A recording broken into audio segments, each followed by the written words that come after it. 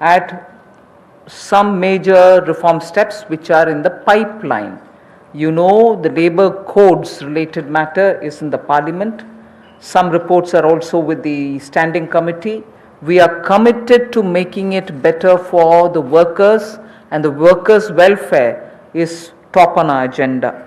I very will quickly run through some of the points. All this is going to be shared with you in any case, but quickly I will highlight the fact that the minimum wages at the moment is applicable only to 30% of all the workers. We want to make it universal. We want to give that right to minimum wage universally to all workers. So that is one of the major things we are working towards, and as you know, it's all discussed in the parliament. It is getting, work is done in the parliament, it is happening there, but I'm giving you some of the highlights. Second is also the regional disparity in minimum wage which exists. We are trying to get over that problem, to get over the disparity which prevails by saying if there can be a national floor wage concept which can be accepted by all the states, so that the disparity which prevails between states of minimum wages can be gotten over. We are also talking about compulsorily giving appointment letters for everybody who is taken in, so that it gets formal, and also making sure annual health checkup is made mandatory for all the employees.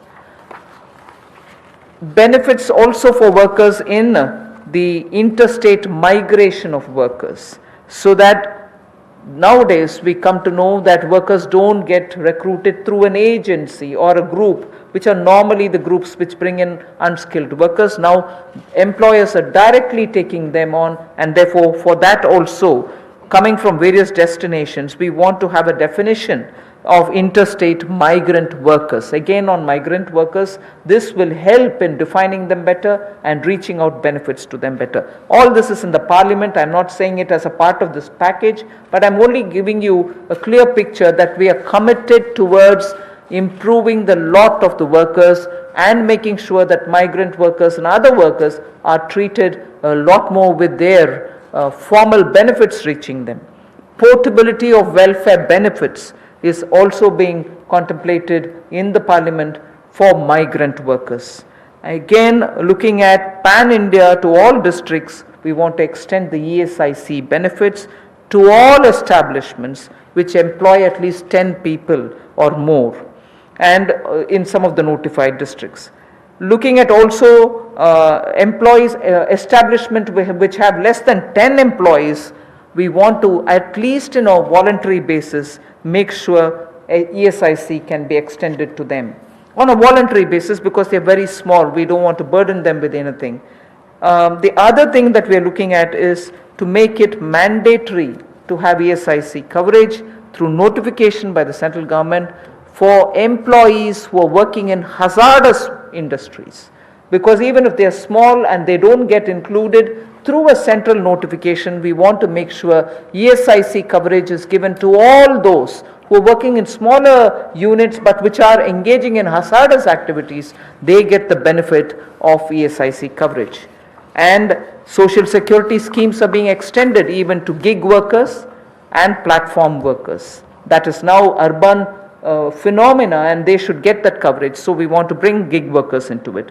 We are also looking at reskilling of retrenched workers. Now in the context of COVID, this was all designed before, but in the context of COVID, we probably will have a situation where a lot of retrenched workers will need to have a reskilling exercise. And again, all occupations should be opened for women with night working rights, and also there making sure safeguards are provided for all of them. Provision also for social security funds for unorganized workers, and gratuity to be given for fixed term employment. So these are some of the things which are our commitment, which is revealed in the labor codes. 44 labor different acts have all been now compressed with extensive discussions and consultation. I must appreciate the Ministry of Labour, the Minister, Senior Minister Gangwarji, together with the Secretary, have engaged with all strata, all stakeholders, all strata of workers, to make sure that their concerns are addressed. And therefore, the possibility of having those 44 laws being reduced to 4 codes, highlights I've given you, are waiting in the Parliament. Our commitment lies in having them passed after discussing in all the standing committees. Labour code के माध्यम से हम लोग जहां मजदूरों को लाभ देने जा रहे हैं,